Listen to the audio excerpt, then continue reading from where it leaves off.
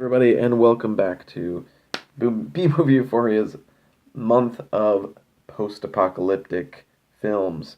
So we started off with Italian post-apocalyptic films.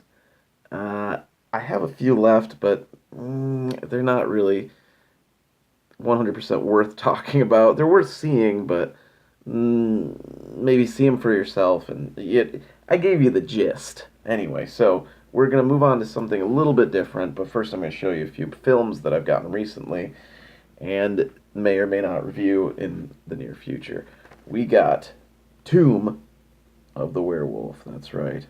I know nothing about it, but it looks pretty rough. It's got Paul Naschy in it, who is known for these werewolf films, and I think this is the last werewolf film he's ever done.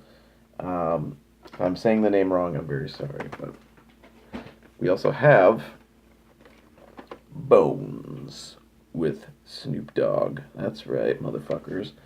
And Pam Grier is also in this film. It's got a Snoop Dogg music video, concert footage. It has everything. I think I've seen this, but I don't remember. But I'm really excited. Really excited. Man, it's cold. It's really cold out there. It's nice and warm in here, but I'm so glad I watch a lot of movies and stay inside. Anyway, we have Aberration and Aberration. This is a double-sider, you guys. Double-sider. Watch how it changes. This isn't a magic trick. Okay. We also have Black Caesar by the great Larry Cohen, who's got a documentary out now, King Cohen. I want to check it out. You should check it out. Cohen's a great guy. Cue the Winged Serpent, God Told Me to Kill. Phone Booth. Anyway, so that's all we got, except for my last one, which is today's film. Not Italian, but still post-apocalyptic. Today's film is Tribulation. Whoo, boy. So this is the fourth in like a series of films. And I think they kept going because when I looked up the director's IMDb page, there were a lot of these movies. The main character that kind of keeps going in these films is Nick Mancuso's character, who his name is, in these films, he's kind of the embodiment of Satan, or this is a Christian film, so you know, this is Christian. He is Nick Mancuso plays Franco Mancaluso in these films. Everything is so blatant about this film. Why didn't they just call him Satan or Lucifer or whatever? Franco Mescalusco? It's like, does he make SpaghettiOs? I don't know. Anyway, so I'm getting off topic. The movie starts with our hero, Gary. I love Gary, but this is post-accident. Anyway, I thought it wasn't, but it definitely is. It starts with a nice little, credit sequence where we're looking up at the trees, and it's kind of, if you're a filmmaker or you've ever shot film, well, the first thing I wanted to do when I shot a film was I wanted to get like a really cool shot of just like slowly going under trees, because I remember it from Miller's Crossing and I love that scene, and I feel like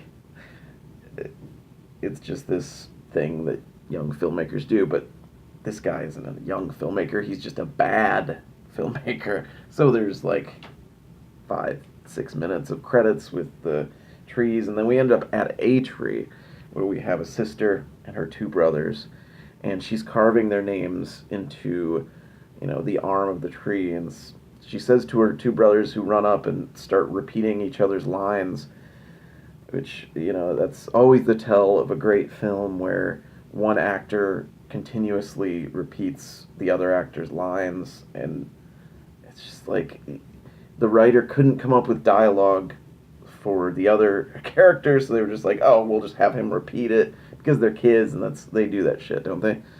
Anyway, so so the girl, the sister, says, I've commemorated this place, so whenever you feel lost, or whenever you feel alone, come to this place, and we'll always find each other. And it's a cute little moment, and no way that could ever have any bearing on the future of this film. So forget about that.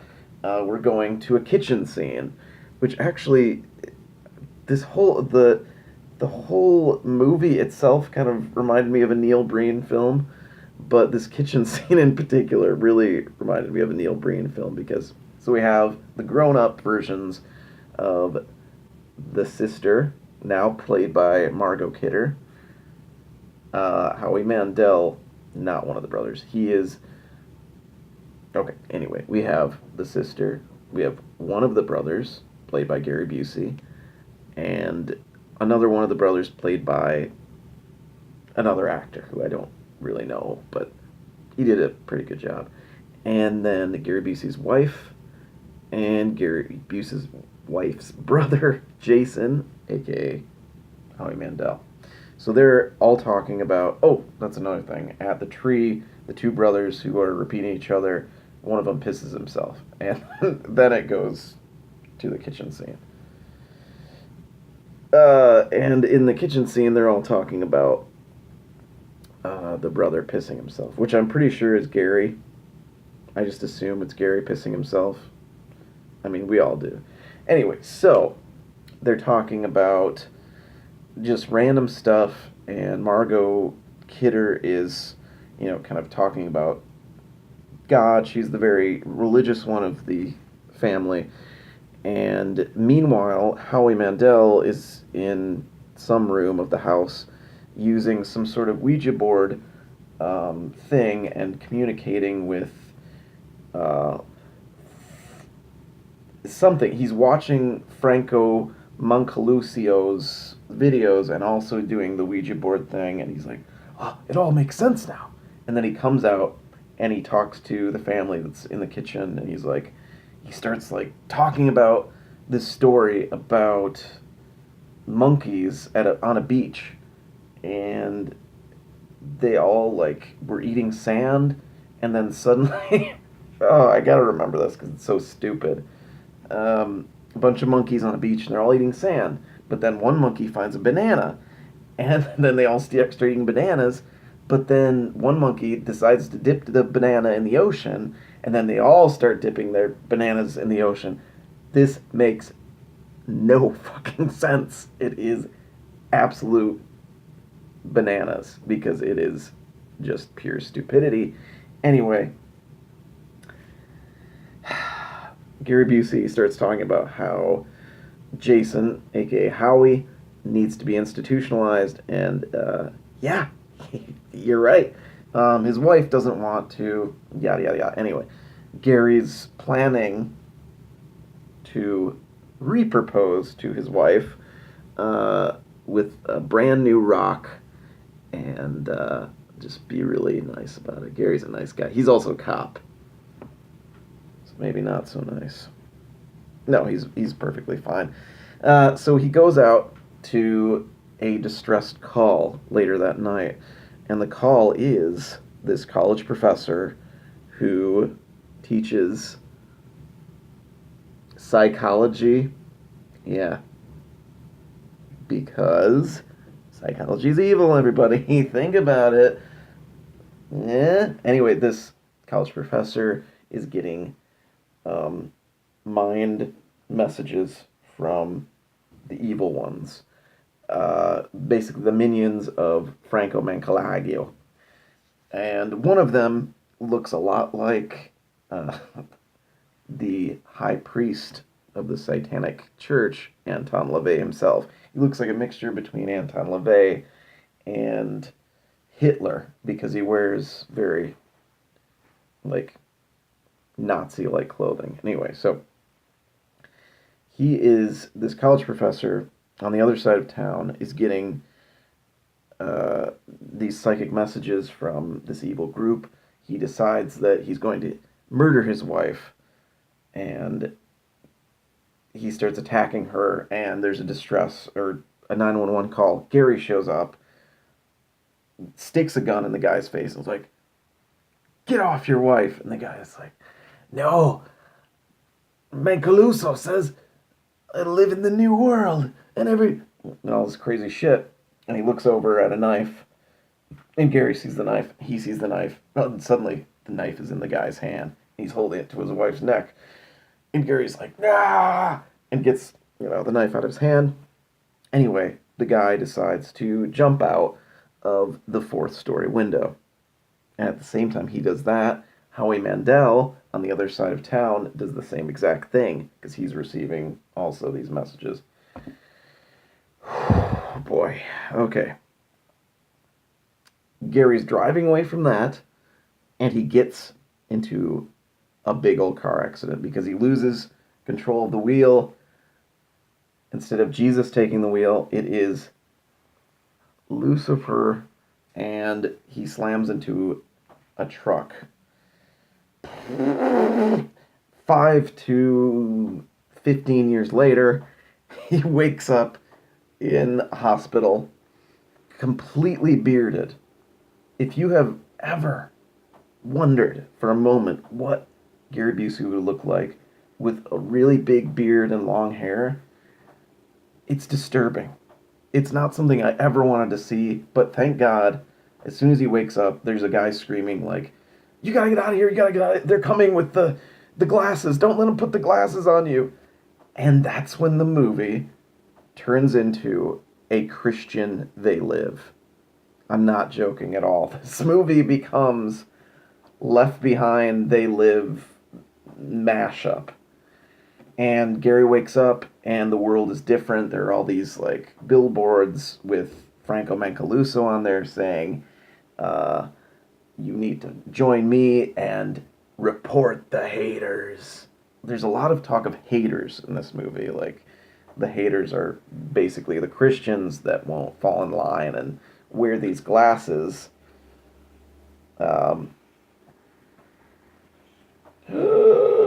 That are basically VR glasses that as soon as you put them on, Franco Mancaluso shows up. I just love saying the name. Franco Mancaluso shows up and basically tempts you and says, "Hey, I'll give you all these things. I'll give you Jedi powers as well as anything you want." And then a snake shows up. It's like, and most people are like, "Hey, sounds like a good idea to me. I like this guy, really good." And then, pow, you got 666 on your hand.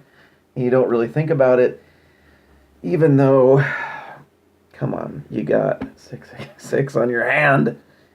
Anyway, so there's the majority of the people still left when Gary wakes up because there was a huge left behinding. And a lot of people, all the good folks, were ascended into,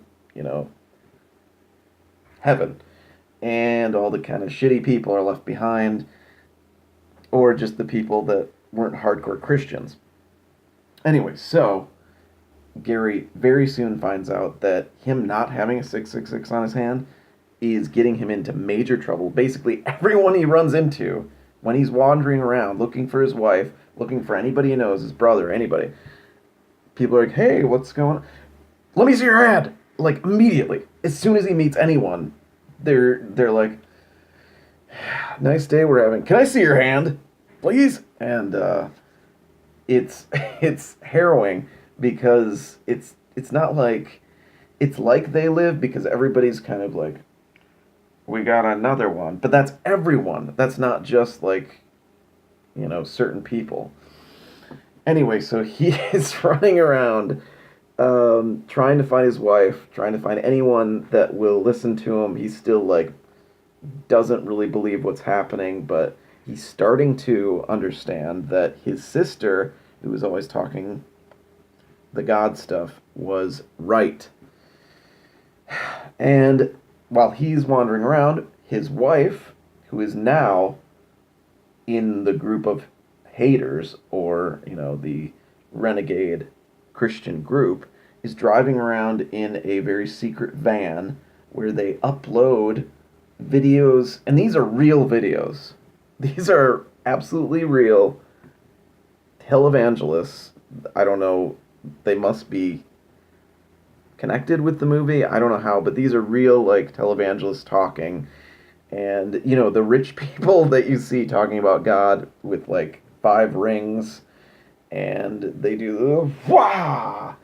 And so Gary's wife is uploading these while the, unified Christian, or the New World Order is uploading videos of Franco Mancaluso, saying, hey, guys, if you follow me, you get Jedi powers, you get like a jetpack, you can brew your own beer, you don't have to eat your vegetables.